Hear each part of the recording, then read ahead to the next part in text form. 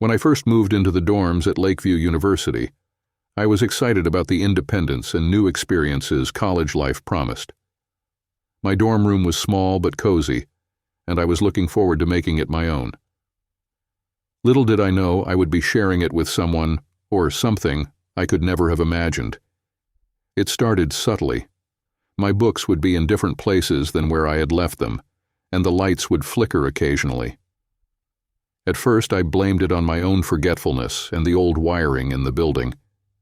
But as the days turned into weeks, the disturbances became more frequent and harder to ignore. One evening, I returned to my room after a long day of classes to find my textbooks scattered across the floor. I distinctly remembered stacking them neatly on my desk before leaving. Annoyed, I picked them up and put them back in order, trying to convince myself that I must have knocked them over in my rush that morning. That night, as I was studying for an upcoming exam, the lights began to flicker again. This time they didn't stop. The overhead light buzzed and dimmed, casting eerie shadows on the walls.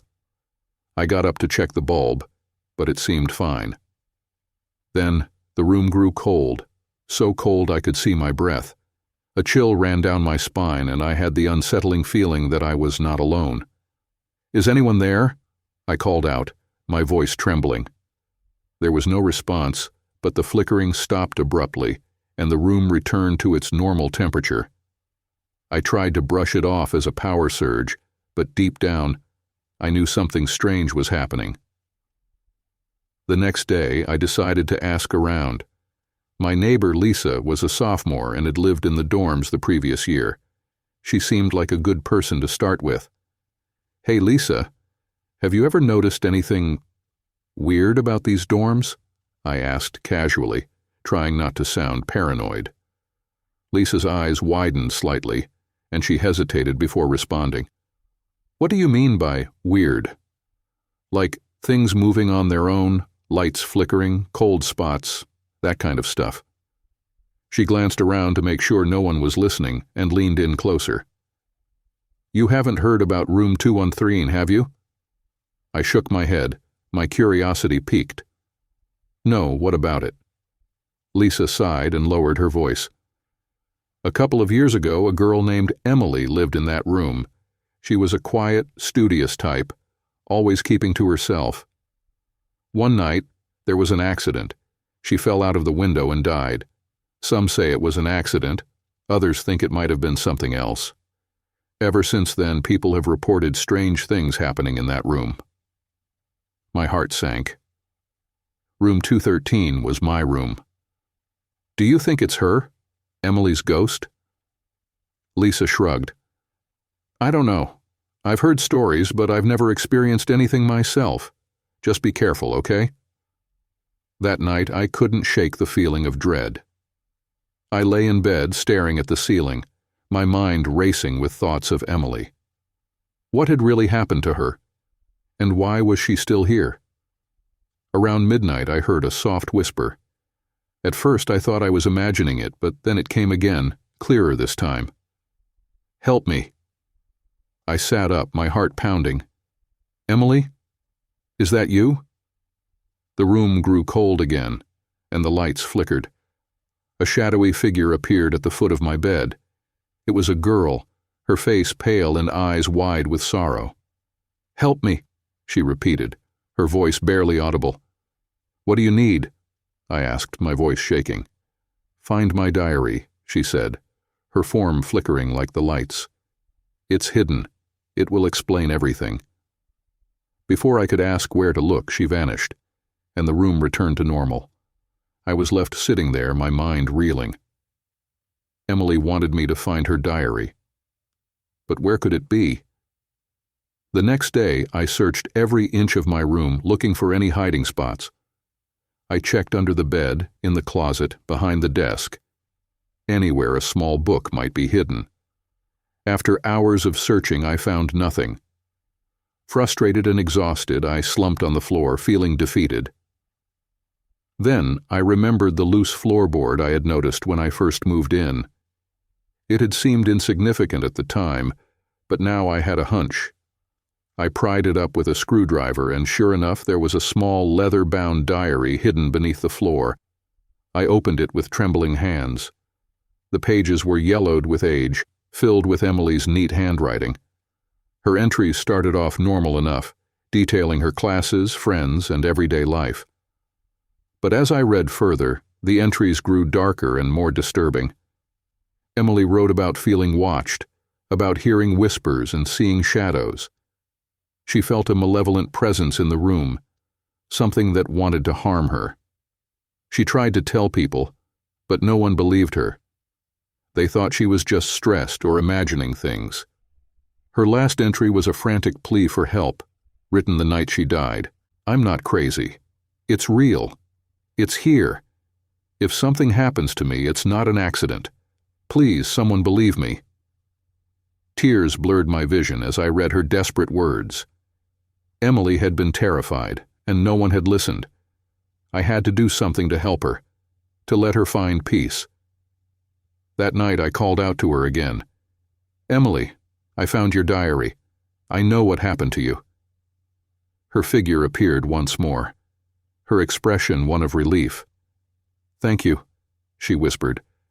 "I need you to do one more thing." "What is it?" I asked, willing to do anything to help her. "There's a box hidden in the attic. It has the proof. Please find it and show them. They need to know." The next day I climbed up to the attic, my flashlight cutting through the darkness.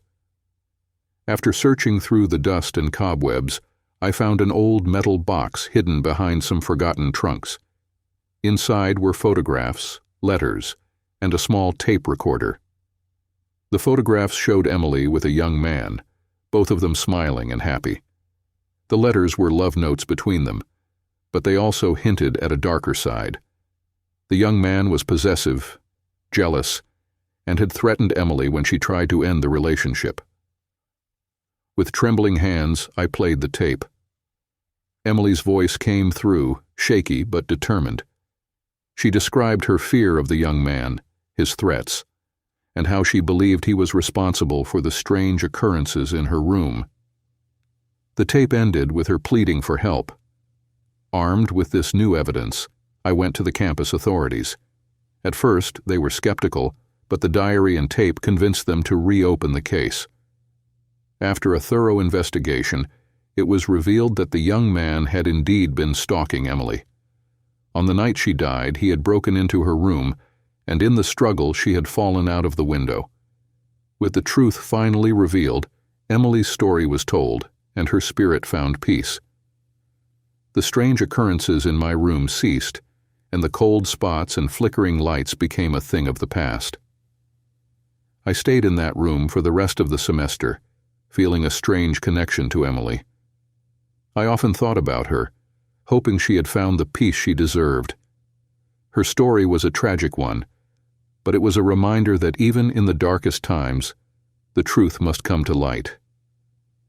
Years later, as I look back on that time, I realize how much it changed me. I learned to listen, to believe, and to fight for those who couldn't fight for themselves. Emily's story became a part of me, a ghostly reminder of the silent roommate who had once shared my room.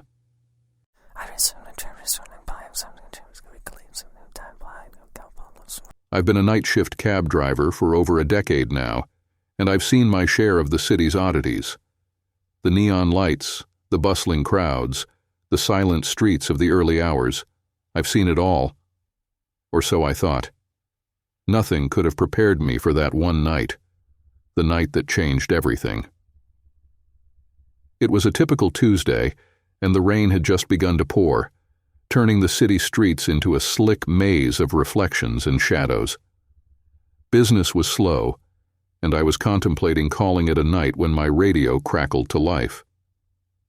"Pick up at 5th and Elm," the dispatcher said, "heading to the outskirts." I sighed, turning the wheel in the direction of 5th and Elm. The outskirts meant a long drive, but it also meant a good fare. As I approached the corner, I saw him standing there, a tall man in a dark coat, his face obscured by the brim of a hat. He looked like something out of an old film noir, standing there under the dim streetlight. He slid into the back seat without a word. His presence filled the cab with an eerie silence. I glanced at him through the rearview mirror, but his face was still hidden in shadows. "Where to?" I asked, trying to keep my voice steady. "Old Mill Road," he replied, his voice low and gravelly. "Near the cemetery." I nodded and started the meter. The rain was coming down harder now, the rhythmic patter against the windshield the only sound breaking the silence. We drove through the city, leaving the bright lights behind and heading into the dark, deserted outskirts. The roads were empty, the buildings growing sparser. "Ever heard of the ghost of Old Mill Road?" the passenger suddenly asked, breaking the silence. I shook my head. "Can't say I have. I'm not much for ghost stories." He chuckled, a dry, mirthless sound. "This one's different. They say there's a spirit haunting these parts, a vengeful spirit. A woman who was wronged in life and now seeks revenge on anyone who crosses her path." I felt a chill run down my spine, but I tried to play it cool. "Sounds like a lot of superstition to me." "Maybe," he said, his voice dropping to a whisper, "but there's truth in every legend." The rain continued to pour as he began to tell the story. According to him, many years ago, a young woman named Emily lived in the area. She was beautiful and kind, but she fell in love with the wrong man, a man who promised her the world but left her with nothing but heartbreak and despair. Unable to cope, Emily took her own life, cursing the man who wronged her. Since then, her spirit has roamed Old Mill Road, seeking revenge on any who remind her of her lost love. I glanced at him through the mirror again, but he was still shrouded in darkness. "That's quite a story," I said, my voice betraying my unease. "It's more than a story," he replied. "It's a warning." We drove in silence for a while longer, the only sound the rain and the occasional rumble of thunder. The road grew narrower, the trees denser. I had a growing sense of unease, but I couldn't quite put my finger on why. Finally, we reached Old Mill Road. The cemetery loomed ahead, its iron gates twisted and rusty. "This is the place," the passenger said, his voice barely audible over the storm. "You can drop me here." I pulled over, my headlights casting an eerie glow on the tombstones. He handed me the fare, his gloved hand cold against mine. I glanced at the money, then back at him, but he was already stepping out into the rain. "Thanks for the ride," he said, tipping his hat. I watched as he walked through the cemetery gates, disappearing into the darkness. A sense of relief washed over me, but it was short-lived. I noticed something on the back seat, a small, old-fashioned locket. I picked it up, curious. Inside was a faded photograph of a young woman. Beneath it, a name was etched: Emily. My heart raced as I realized the implications. I looked up, staring into the darkness of the cemetery. Had I just given a ride to a ghost? My mind raced, trying to make sense of it all. Suddenly, my cab radio crackled to life. "Driver, you there?" It was the dispatcher. "We got a call from a customer. Said you left without them. They're still waiting at 5th and Elm." I froze, the locket slipping from my fingers. My passenger. He was never there. Or rather, he was, but not in the way I had thought. I had picked up the ghost of Old Mill Road. Panic set in as I fumbled with the keys, starting the car and speeding away from the cemetery. My heart pounded in my chest, the rain blurring my vision. I needed to get away, to put distance between myself and that place. But as I drove, I couldn't shake the feeling that I was not alone. In the rearview mirror, I saw her. Emily. Her eyes were filled with sorrow and rage, her ghostly form flickering in and out of existence. "Help me," she whispered, her voice a haunting echo. I slammed on the brakes, the cab skidding to a halt. When I turned around, she was gone. The only evidence of her presence was the locket on the back seat. I didn't know what to do, where to go. I felt trapped, haunted by a spirit seeking something I couldn't give. The story, the legend, it was all too real, and now I was a part of it. That night I quit my job as a cab driver. I couldn't go back, couldn't face the darkness that awaited me on those lonely roads. But the story didn't end there. Emily's ghost still haunts me, a constant reminder of the night I picked up a passenger from the other side. And now, every time I hear the rain, I remember her, the ghost passenger of Old Mill Road. And I wonder, who will she come for next?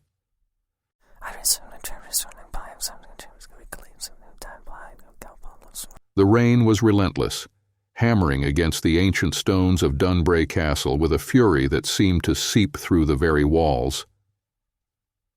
It was a stormy afternoon in the Scottish Highlands, and our tour group had taken refuge in one of the castle's dimly lit chambers. As the tour guide droned on about the castle's history, my attention wandered to the far corner of the room, where an old wooden chest caught my eye. "Hey, look at this," I whispered to Emma, my girlfriend, nudging her elbow. She glanced over, curious. "What do you think is in there?"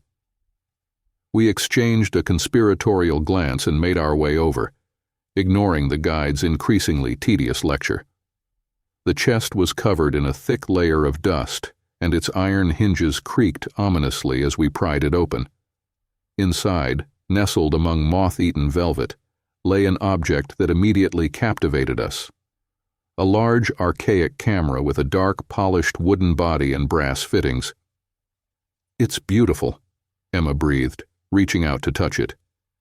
"Careful," I cautioned, though I couldn't resist the urge to hold it myself. The craftsmanship was exquisite, and as I lifted it, I noticed a name engraved on the side: Camera Obscura. Before we could examine it further, the tour guide called out to us, "Please do not tamper with the artifacts. They are part of the castle's heritage." We nodded sheepishly and returned the camera to its resting place, though my curiosity was far from satisfied. As the tour concluded, I couldn't shake the feeling that the Camera Obscura held secrets waiting to be uncovered. That night, as the storm raged on, Emma and I found ourselves unable to sleep. The castle's guest quarters were drafty, and every creak and groan of the old building set my nerves on edge. Eventually, we decided to explore the castle on our own, armed with nothing but a flashlight and a sense of adventure. We navigated the labyrinthine hallways, our footsteps echoing through the silence. It wasn't long before we found ourselves back in the chamber, where we had discovered the Camera Obscura. This time there was no one to stop us from indulging our curiosity. "Let's take a photo," Emma suggested, her eyes sparkling with mischief. I hesitated, but her excitement was contagious. We set the camera up, positioning it to capture the room. There was no film, of course, but we were more interested in the experience itself. Emma fiddled with the dials, and after a few moments, she stepped back. "Ready?" she asked. I nodded, and she pressed the shutter. There was a brief blinding flash of light and then darkness. The room seemed to shiver, the shadows deepening in the corners. "That was strange," I murmured, rubbing my eyes. "Yeah," Emma agreed, her voice barely above a whisper. We decided to return to our room, but as we turned to leave, the camera emitted a soft click, and a photograph slid out from a hidden compartment at its base. "How is that possible?" Emma gasped, picking up the photograph. It was a black and white image of the chamber, but there was something horribly wrong. In the photograph, the room was filled with people, gaunt, spectral figures with hollow eyes and expressions of sheer terror. They were all staring directly at the camera, directly at us. A chill ran down my spine. "Let's get out of here," I said, my voice shaking. We hurried back to our room, slamming the door shut behind us. As we huddled together, the photograph clenched tightly in Emma's hand, We tried to make sense of what we had seen. "Do you think it was a trick? Some kind of elaborate hoax?" she asked, her voice trembling. "I don't know," I replied, but deep down, I knew there was no rational explanation. The next morning, we decided to confront the tour guide. We found him in the castle's main hall, preparing for another group of visitors. "We need to talk to you about the camera obscura," I said, thrusting the photograph into his hands. His face paled as he looked at the image. "Where did you get this?" he demanded. "We took it last night," Emma explained. "The camera, it took this picture." The guide's hands shook as he handed the photograph back to us. "You shouldn't have done that," he said, his voice low and urgent. "The camera obscura is cursed. It doesn't capture the present. It captures the final moments of those who died within these walls." I felt a wave of nausea. "What do you mean?" "The castle has a dark history," he continued. "Many people met violent ends here. The camera shows their last moments, the terror they felt before they died. By taking that photo, you've invited their spirits into your lives." Emma's grip on my arm tightened. "What can we do?" The guide shook his head.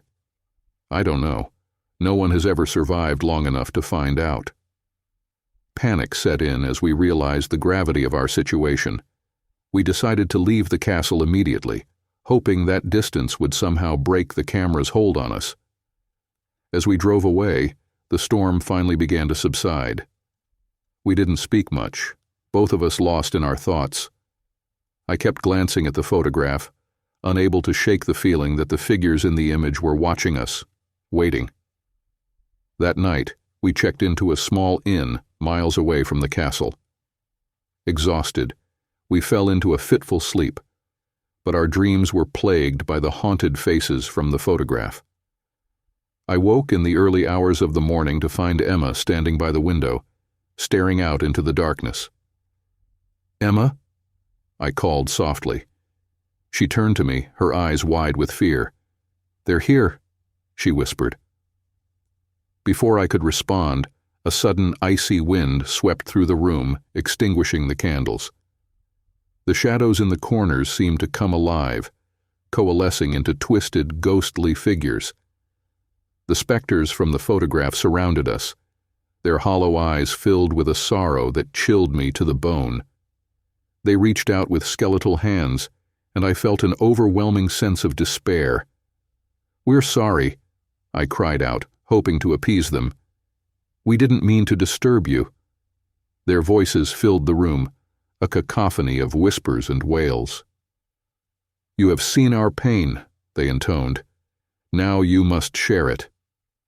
The room began to spin, and a blinding light enveloped us. I felt as if I was being torn apart, my soul pulled in 100 different directions. Then, just as suddenly, it was over. I found myself back in the chamber of Dunbray Castle, the camera obscura in my hands. Emma was beside me, her face pale and drawn. The room was empty, but the sense of dread remained. "We have to destroy it," Emma said, her voice steady despite the fear in her eyes. I nodded, and together we carried the camera to the castle's courtyard. Using a heavy stone, we smashed it to pieces, watching as the wooden body splintered and the brass fittings bent and twisted. As the last remnants of the camera were reduced to rubble, I felt a strange sense of relief. The spirits were gone, their hold on us broken. We left Dunbray Castle that day, vowing never to return. The photograph, now just a memory, haunted us for years to come, a reminder of the darkness we had unwittingly unleashed. But we had survived, and that was more than could be said for those whose final moments had been captured by the camera obscura.